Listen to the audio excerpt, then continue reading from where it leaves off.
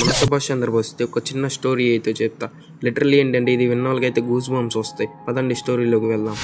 Story ఏంటంటే మన సుభాష్ చంద్రబోస్ గారు హిట్లర్ని కలుస్తానికి వెళ్ళినప్పుడు హిట్లర్తో ఇలా అంటాడు, నువ్వు నాకు సాయం చేయి, బ్రిటిషర్స్ నుంచి నా దేశానికి ఫ్రీడమ్ తెచ్చుకోవాలని నాకు ఉంది. హిట్లర్ చాలా ఇంప్రెస్ అయ్యి కదా దేశభక్తి ఉండాలి అని అన్నాడు. అయితే హిట్లర్ ఒక కండిషన్ పెట్టాడు. కండిషన్ ఏంటి అంటే నేను నీ కంట్రీకి ఫ్రీడమ్ ఇప్పిస్తాను, తిరిగి వచ్చిన ఆర్మీలో జాయిన్ అవుతావు అని హిట్లర్ అన్నాడు. ఆ మాటకి సుభాష్ చంద్రబోస్ గారు 100% జాయిన్ అవుతాను అని అన్నాడు హిట్లర్ తో. ఆ మాటకి ఆశ్చర్యపోయిన హిట్లర్, అదేంటి నీ కంట్రీకి ఫ్రీడమ్ వస్తే నువ్వు అక్కడ పాలిటిక్స్ చేయాలి కానీ నువ్వు ఇక్కడికి వస్తాను అని అంటున్నావు. ఆ మాటకి సుభాష్ చంద్రబోస్ గారు, నాకు నా దేశానికి ఫ్రీడమ్ ఇప్పించడం ఇంపార్టెంట్, పాలిటిక్స్ చేయడం ఇంపార్టెంట్ కాదు అని హిట్లర్ తో అన్నాడు.